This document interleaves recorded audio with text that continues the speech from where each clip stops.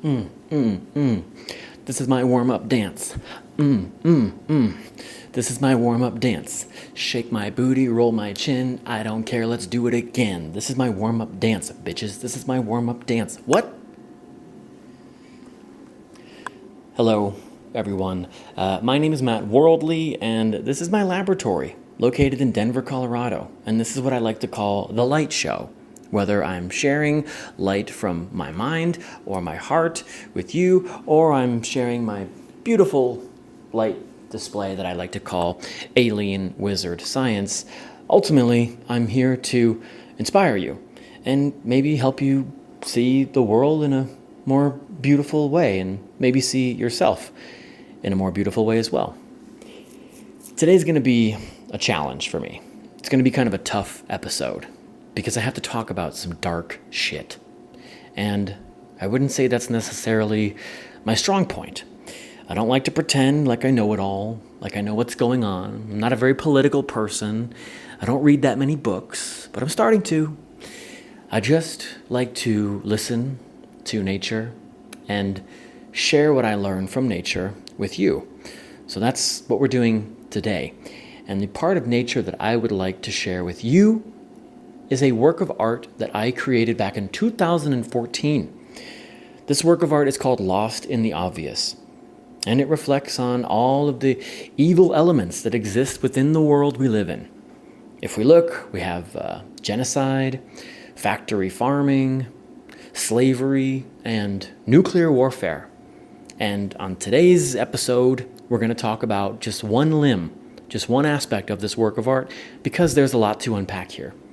So we're going to talk about this limb right here. And this limb represents genocide. It represents the waste in our oceans. It represents the deforestation, the carelessness for humanity and our ancestors' connection with the divine. So let's just jump into it. At first glance, you might see this face right here. You see two eyes, there's a nose and a mouth, and the eyes are kind of rolling back in the head, and the mouth is open like it's just been scalped. And pouring out of the top of this scalp is money, because that's most likely why this tribe or this person was murdered, for the purpose of some corporation making some money. And it's also an upside down tree. But we're not going to talk about that right now. We'll talk about that in a minute. Right now, I want to show you that this upside down tree is also kind of like an alien face. You can see there's two eyes and then the mouth has an X over it. And that X represents the divine's inability to communicate with us when it's uprooted. So I think they're like antennas for the divine. Have you ever gone up to a tree and meditated next to it and you've felt its energy and its presence?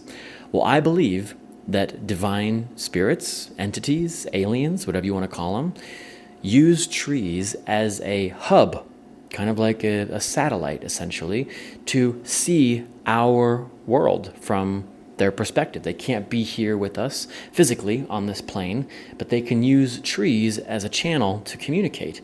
And indigenous people knew this, and that's why trees were very sacred to them. Before I continue, I want to kind of back up what I'm saying about this whole trees being a channel or like a hub for entities to come and visit us. In 2013, 14, around this piece of art was drawn, I was spending a lot of time in the forest, and I was spending a lot of time around trees. And eventually, the trees, they started to talk with me. And some of them would say, photograph me. And around this time, I was very interested in reflections, because there's something divine about symmetry. You know, we, as people, are very symmetrical. And in a sense, I learned that we can communicate and sometimes see the divine when we know how to look for it and we connect two dimensions together as one, or in this case, taking an image and putting it together. So I want to show you some images that I took of when I was in the forest and I felt the divine speaking to me saying, photograph me, I would like to show myself to you. So this first picture I want to show you, this was at Zumwalt Park in Oregon. And as I was leaving the park, the sun was shining through this tree, and it was so brilliant. It said, "Take a picture of me." So I did. And when I got home, I reflected it. And I'll be damned if I didn't just see the most intelligent life pulsing from this tree. I see aliens, I see God, I see so many things here. And this is only one example. But check this out. Look at this. This is not edited in any way, shape, or form. All I did was reflect this image. All right, let's look at another one. Look at this. Tell me that is not insane. Tell me that when you look at this image, you don't feel it in your soul. Like something is pulsing. Life is pulsing from this tree. All right, let's look at one more. Tell me that that tree isn't alive beyond comprehension. The way we perceive reality and trees is so vastly limited to what's actually happening in their world. Our vision is only attuned to see a fraction of what's going on. So when I make this claim of trees being hubs and antenna for extraterrestrial life forms, this is what I'm going off of. I'm going off of this, what I call visual proof, and I'm sharing it with you right now. And I hope that it touches you the way that it touched me. So let's continue talking about this work of art. Let's flip this upside down. When we flip this upside down, this arm kind of becomes a pipe. And spilling out of this pipe is all of this radioactive waste. Call it plastic, call it radiation, whatever you want. One time I was in Florida, and there's this thing called red tide. And red tide is when you don't really want to go to the beach, because this factory upstream, when it releases all of its toxins into the water, it creates red tide, and all the fish wash up on the shore. And it's even hard to breathe. It's difficult to breathe when you're at the beach because there's so much toxic shit in the air. And there's a little girl "Mommy, look at the dead fish." And the mom's like, "Leave it alone, honey, just go swim." And I'm just like, oh my God, we got to get the fuck out of here. And this is real, there's tons of people at the beach surrounded by toxicity. And it's we don't care. And that's another reason why I like to call this piece of artwork Lost in the Obvious. Because those moments are key factors in how we are surrounded by evil and toxicity, but we're so consumed in our own world that we almost don't care. We're like, whatever, right? And that's crazy. That's just crazy to me. So I'll tell you what, let's flip. Okay, it was already flipped over. Now you can see that alien face now becomes a little human, a little stick figure. And this stick figure represents the indigenous people who were living among the trees that probably just got trampled over by bulldozers or kicked out of their land. And it represents the carelessness for mankind at the expense of profit. And if you recognize earlier that this was an alien face and the alien's mouth was X'd out, but now it's flipped over and now it's a little human and the human's face is X'd out, well, that indicates the correlation of how we would essentially use trees to communicate with the divine. And it seems pretty apparent to me that whoever is behind all this destruction, they understand that. It's not like they're just trampling over shit and thinking about money and not considering everything that I'm talking about. There is this inherent evil that doesn't want us to connect with nature, that wants to get us off the land, that wants to own the land, because that is the source of who we are. We were essentially one with the land, and as we go further and further into the future, there's more destruction, and there's a lot less land. There's a lot less trees. And the genocide part. Let's just talk about this genocide part for a second. This being that's being scalped. When you flip it over, it also turns into a little native dude. Here's his diamond-shaped head. Here's his nipples. Here's his belly button. And here's his sexy pair of American Eagle jeans. And this little dude represents genocide. You know, he's one of many. Oh, I knew this was going to be hard to talk about. So I'm just going to go bloop and say, last night I was on ChatGPT. This is a new thing for me. I'm not obsessed, but it's interesting to use sometimes. And I said, ChatGPT, without sugarcoating anything, just give me bullet points of all the various genocides that have happened over time. And it was like, all right, cool. And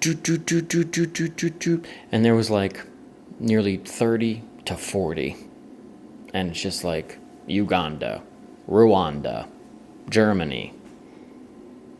And there's like thousands and millions of people involved in all of these genocides.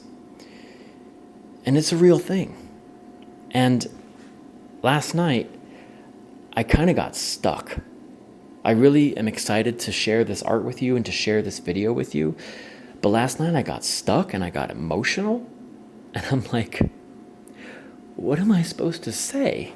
How am I supposed to end this video? Because I don't want to stand here in front of you and just be like, evil, destruction, death, it's all around us. We're all going to die.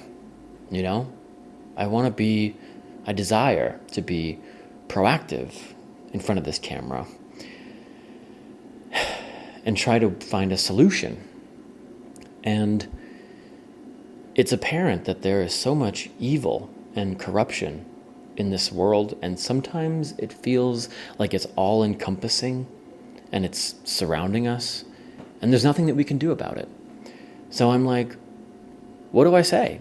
You know? How do we come up with a solution? So I typed into ChatGPT, what's a great way to fight genocide? And it's just like, and it's like, want me to formulate a document that you can write to the government and da-da-da-da-da. And I'm just like, oh man, I'm like, okay, that is not the route to go, right? And then it dawned on me. Someone recently told me, if you want to change the world, we start with the person in the mirror. And that's how I'd like to end this section of the video, is by saying, all this genocide, we are so fucking lucky. Because that could be us. Plain and simple. Plain and simple. That was a family at one time. That was a child. That was a mother. That was a father. That was a grandma. That was a grandpa. That was part of that genocide. And how fortunate are we to be alive right now? So, I desire to say, be the best person that you can be, and live every day of your life like it is your last day on earth. Because at any point in time, some crazy motherfucker could push a button and just end our shit. And I desire to die with dignity, knowing that I lived my life to the fullest. And I encourage all of you to live your life to the fullest and live your dream. And without sounding too tacky, well, this ring just fucking broke. That's all right. Without sounding too tacky and just leaving you with these, live your dream, live every day like it's your last, live your life to the fullest. I want to say, become an artist. Not become an artist full time, but live like an artist. Be independent. What do I mean by that? When I started doing artwork, never in a million years did I think it would look anything like this. When I was at my mom's kitchen table drawing black and white images with Sharpies, I never thought it would amount to this. But one thing that I have learned over time is that art is an amazing teacher, is an amazing mirror to help us learn about ourselves. So when I say live your life to the fullest, maybe you don't know how to do that. Maybe you don't know what direction to go, and that's okay. But the piece of advice that I can give you, speaking from experience, is go to the drawing board. Which is obviously a figure of speech, but I'm also being very literal. Go to the drawing board. Sit down in front of a blank piece of paper with a marker. Go to the art store. Buy whatever medium that you feel comfortable with and that speaks to you the most. Go out and get that medium. Sit down and just go for it with courage and all of your effort. And take that piece of you that says, I can't even draw a stick figure, and kick it in the ball sack and flush it down the toilet. If I had a fucking penny for every time I heard someone say that, I would be a millionaire. And it drives me nuts when people say that. Anyway. And I guarantee that if you do that, you will learn about yourself. That whatever comes through, don't draw something, don't draw a person, don't draw a tree. Just let a doodle become something magnificent that you could have never possibly imagined, and then see how that image speaks to you. Because over time, that is what happened to me, is all of the images that I was drawing gave me a definitive path to follow. And that's how I ended up here in this crazy ass laboratory. And every single one of us has something to contribute, something magic, some gift that we can share with each other to help us flourish and grow. I want to say one more thing. This divisiveness, this dichotomy of like this side and that side, we have got to move past that. Because it is apparent that it is controlled by someone who is not on either side. It is apparent that whatever is going on, they, whoever you want to think they are trying to turn us against each other. And the more we separate, the easier it is going to be for them to influence our lives and take control over us. But when we step into our artist state, whether that be temporary or long-term, we gain confidence and we gain courage to take on the world in ways that we never imagined. And that contribution is priceless. So I encourage all of you, if you are living in a place where you cannot stop talking about the other side and how they're this and how they're that, just stop. Just realize that we are all being manipulated and tricked to further someone else's agenda. And it's time for us to wake up and realize that this is about unity. And no matter what our differences are, we absolutely have to come together and put our differences aside.